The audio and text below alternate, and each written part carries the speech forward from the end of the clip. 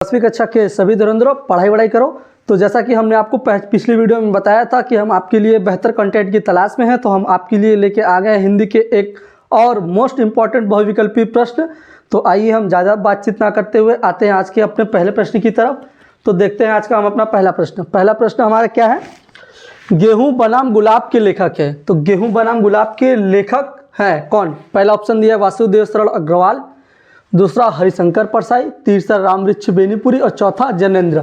तो गेहूं बनाम गुलाब के जो लेखक है हमारे वो है रामवृक्ष बेनीपुरी। कौन है? रामवृक्ष बेनीपुरी। दूसरा प्रश्न की तरफ आते हैं। तो दूसरा प्रश्न क्या है? अशोक के फूल निबंध के लेखक हैं। तो देखिए पहली बात क्वेश्चन में ही बोल दिया, प्रश्न में ही बोल दिया है कि विधा कौन सी है। ये विधा कौन सी है? निबंध है। विधा कौन सी है? निबंध है। अब पूछ रहा है कि लेखक कौन है। तो पहला ऑप्शन है हजारी प्रसाद द्विवेदी, दूसरा ऑप्शन है महावीर प्रसाद द्विवेदी, तीसरा ऑप्शन है गुलाब राय और चौथा ऑप्शन है महादेवी वर्मा। तो इसका जो हमारा सही आंसर होगा वो होगा हजारी प्रसाद द्विवेदी। महावीर प्रसाद द्विवेदी दिया जाएगा आपको कंफ्यूजन में डालने के लिए। तो क्वेश्चन को अच्छे से पढ़िएगा, ऑप्शन को अच्छे से पढ़िएगा, तभी टिक कीजिएगा। तब आते हैं अपने तीसरे प्रश्न की तरफ। माटी की मूर्तें हिंदी की किस विधा की रचना है? देखिए क्वेश्चन को देखिए क्या पूछा है। माटी की मूर्तें हिंदी की किस विधा, क्या पूछा है? विधा की रचना है। तो ये जो माटी की मूर्तें हैं हिंदी की किस विधा की रचना है? पहला ऑप्शन है संस्मरण, दूसरा ऑप्शन है रेखा चित्र, तीसरा है रिपोर्ताज और चौथा है जीवनी। तो इसका जो सही आंसर होगा वो होगा रेखा चित्र। अब यदि पूछ दे कि माटी की मूर्ति की विधा की जगह पूछ दे कि लेखक कौन है, तो लेखक अगर पूछ दे तो आपको लिखना होगा रामवृक्ष बेनीपुरी। इसके लेखक कौन है? रामवृक्ष बेनीपुरी, रामवृक्ष बेनीपुरी। अब आते हैं अपने चौथे प्रश्न की तरफ। राहुल साकृत्यायन की रचना कौन सी है?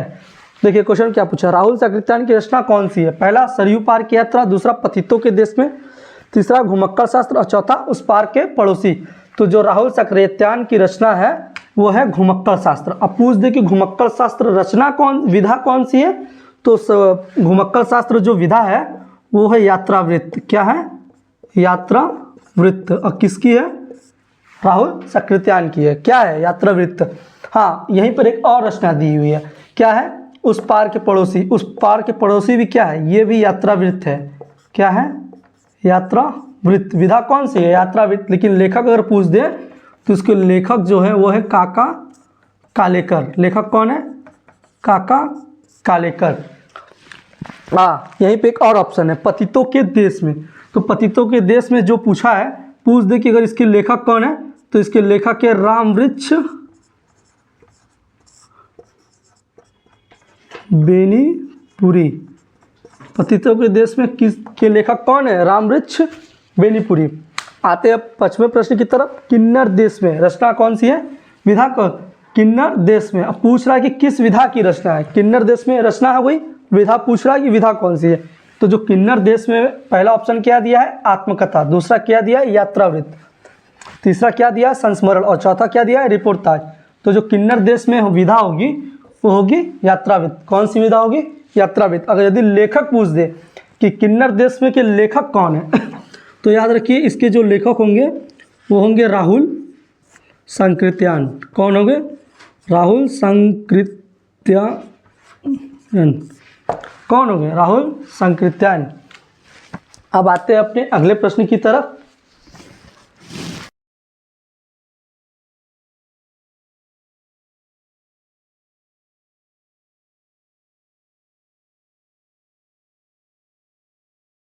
अपने छठवें प्रश्न की तरफ। तो हमारा छठवां प्रश्न है सेवाग्राम की डायरी के लेखक है। तो जैसा कि देखते हैं कि पूछा क्या प्रश्न में, सेवाग्राम की डायरी के लेखक है। ऑप्शन क्या है? मुंशी प्रेमचंद्र पहला, दूसरा रामवृक्ष बेनीपुरी, तीसरा ऑप्शन है श्री राम शर्मा, चौथा ऑप्शन है गुलाब राय। तो बच्चे की जो पढ़ते ही हैं कि सेवाग्राम की डायरी, तो सेवाग्राम पढ़ते हैं बच्चे तुरंत मुंशी प्रेमचंद्र मारते हैं, जबकि ऐसा नहीं है। वो सेवाग्राम की डायरी के जो लेखक है वो है श्री राम शर्मा। मुंशी प्रेमचंद्र ने लिखा था सेवा सदन। क्या लिखा था उन्होंने? सेवा सदन। क्या लिखा था? सेवा सदन। और वो उनकी विधा कौन सी थी? तो विधा था उपन्यास। विधा कौन सी थी? विधा था उपन्यास। अब आते हैं अपने सातवें प्रश्न की तरफ। तो सातवां प्रश्न बहुत मोस्ट इंपॉर्टेंट है पूछता है कि ब्राह्मण पत्रिका प्रकाशित हुई। पहला ऑप्शन द्विवेदी युग, दूसरा ऑप्शन छायावादी युग, तीसरा ऑप्शन भारतेंदु युग और चौथा ऑप्शन पूर्व भारतेंदु युग। तो यहाँ पर आप देख सकते हैं कि दो ऑप्शन एक ही तरह है, भारतेंदु युग, पूर्व भारतेंदु युग। तो मतलब कि ये दोनों तो होगा नहीं, इन्हीं दोनों में से कोई आंसर है, तो भारतेंदु युग और पूर्व भारतेंदु युग। तो इसका जो सही आंसर होगा वो होगा भारतेंदु युग। लेकिन बच्चे कंफ्यूज ना हो कि मतलब भारतेंदु युग क्या है, पूर्व भारतेंदु युग क्या है। तो हम आपको इसको बताते हैं कि भारतेंदु युग क्या है और पूर्व भारतेंदु युग क्या है। तो जैसा कि पूर्व भारतेंदु युग है, ये स्टार्ट होता है हमारा सन 1868 ईस्वी से सन 1900 तक, सन 1900 ईस्वी तक। कितना तक? 1900 ईस्वी तक। अब एक बात बताइए, जब सन 1868 ईस्वी से 1900 ईस्वी तक भारतेंदु युग है, तो पूछा अगला प्रश्न में क्या है कि पूर्व भारतेंदु युग।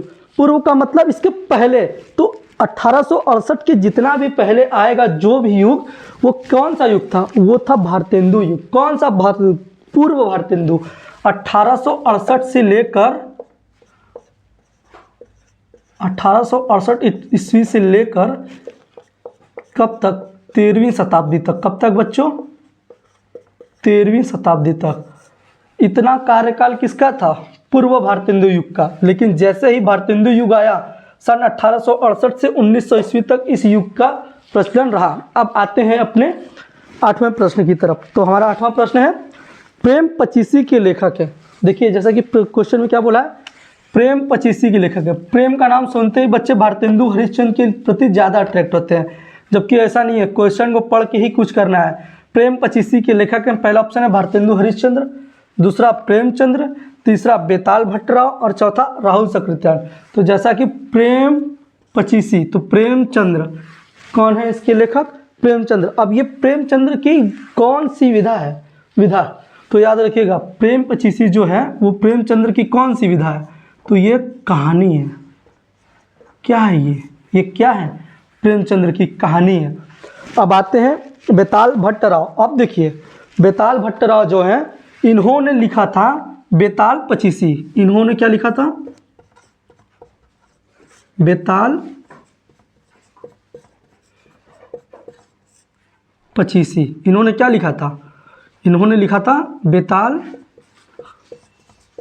पचीसी। जैसा कि नाम में ही आ जा रहा है बेताल भट्टराव, तो बेताल भट्टराव की रचना कौन सी है? बेताल पचीसी। अब आते हैं राहुल सकृत्यान की तरफ। अब राहुल सकृत्यान, अब इन्होंने एक रचना बहुत फेमस लिखी, वो क्या था? वो था रूस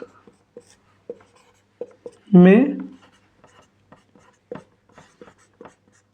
25 मास। ये था राहुल सकृत्यान की रचना। देखिए पचीसी से बहुत सारे लेखक हैं, प्रेमचंद्र का प्रेम पचीसी, बेताल भट्टराव का बेताल पचीसी और राहुल सकृत्यान का रूस में 25 मास। याद रखिए ये तीनों ही क्वेश्चन बहुत इंपॉर्टेंट है। अब आते हैं अपने अगले प्रश्न 9वें की तरफ। प्रेमचंद्र का अंतिम उपन्यास, याद देखिए क्या पूछ रहा है, प्रेमचंद्र का अंतिम उपन्यास कौन है? प्रेमचंद्र का अंतिम उपन्यास कौन है? पहला ऑप्शन है सेवा सदन, दूसरा ऑप्शन है गोदान, तीसरा ऑप्शन है निर्मला और चौथा ऑप्शन है मंगलसूत्र। तो प्रेमचंद्र का जो अंतिम उपन्यास है वो सेवा सदन नहीं है, एकदम नहीं, सोच के एकदम। गोदान ये भी नहीं है, ये उनकी बहुत प्रसिद्ध उपन्यास है। निर्मला ये भी नहीं है। मंगलसूत्र, प्रेमचंद्र का जो अंतिम उपन्यास है वो है मंगलसूत्र। प्रेमचंद्र का अंतिम उपन्यास मंगलसूत्र। देखिए अंतिम तो पता चल गया, लेकिन पहला उपन्यास अगर पूछ दें तो प्रेमचंद्र का जो पहला उपन्यास है, पहला उपन्यास बच्चों, तो वो है सेवा सदन। पहला उपन्यास कौन है? सेवा सदन। यदि पूछे कि प्रेमचंद्र का सबसे प्रसिद्ध उपन्यास कौन है, प्रसिद्ध की बात करें तो गोदान, प्रसिद्ध की बात करें तो गोदान, अंतिम की बात करें तो मंगलसूत्र और पहले की बात करें तो सेवा सदन। हाँ, अब यहाँ पे हम निर्मला लिखे, निर्मला। गोदान के बाद चल के उसके बाद जब गोदान प्रसिद्ध हुई तो उसके कुछ महीनों बाद, कुछ सालों बाद उनकी एक और उपन्यास सबसे फेमस हुआ, उसका नाम है निर्मला। याद रखिए गोदान के बाद जो सबसे फेमस उपन्यास था उनका वो था निर्मला। ये भी उन्हीं का उपन्यास है। और ये कब प्रचलित में आया? ये प्रचलन में आया लगभग 1988 के आसपास। 1988 के आसपास ये लगभग प्रचलन में आया। हटाइए, सन मत याद रखिए, बस इतना याद रखिए कि गोदान का जो प्रसिद्ध उपन्यास था उसके बाद निर्मला उपन्यास उनका बहुत ज़्यादा प्रश्न में आया। अब आते हैं अपने 10वें प्रश्न की तरफ। तो हमारा 10वां प्रश्न क्या है? कलम का जादूगर के रचनाकार है। पहला ऑप्शन अमृत राय। खट मारिए क्लिक। नहीं बच्चों, कलम का सिपाही नहीं है, जादूगर है।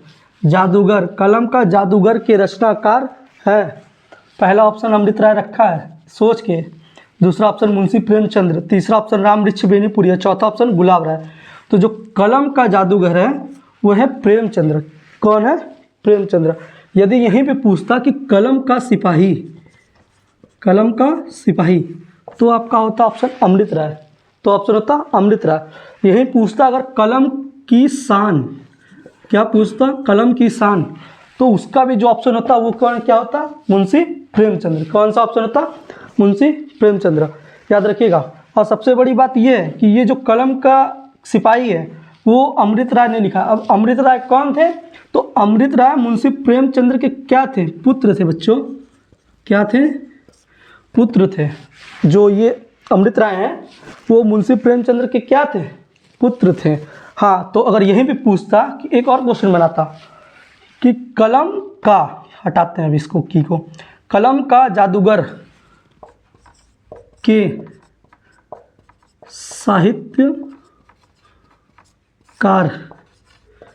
के नाम से प्रसिद्ध लेखक है। यदि आपसे ये पूछता कि कलम का जादूगर के साहित्यकार के नाम से प्रसिद्ध लेखक है, तो फिर बच्चों ऑप्शन होता रामवृक्ष बेनीपुरी। क्या ऑप्शन होता? रामवृक्ष बेनीपुरी। कलम का जादूगर तो पता चल गया कि मुंशी प्रेमचंद्र, कलम का शान मुंशी प्रेमचंद्र, कलम का सिपाही अमृत राय। हाँ, एक चीज़ रह गई कि कलम का जादूगर विधा कौन सी? तो विधा ये होगा जीवनी, ये भी होगा जीवनी ही। विधा कौन सी? ये भी जीवनी है।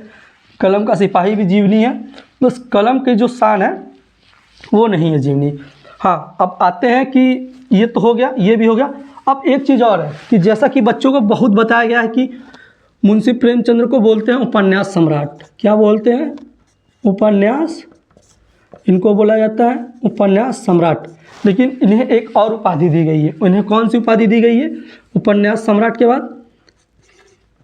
कथा सम्राट। मुंशी प्रेमचंद्र को और क्या बोला जाता है? मुंशी प्रेमचंद्र को कथा सम्राट भी बोला जाता है। हाँ, इनके पुत्र अमृत राय ने मुंशी प्रेमचंद्र को कलम का सिपाही कौन सी उपाधि प्रदान की है? लिख देते हैं यहाँ पे। अमृत राय पुत्र है किसके? मुंशी प्रेमचंद्र के। उन्होंने उपाधि किसकी दी? पिता को। अपने पिता को उपाधि किसकी? पिता कौन है? प्रेमचंद्र। कौन है? प्रेमचंद्र। अब इनको उपाधि अमृत राय ने किससे दी? तो उन्होंने अपनी जो रचना थी कलम का सिपाही,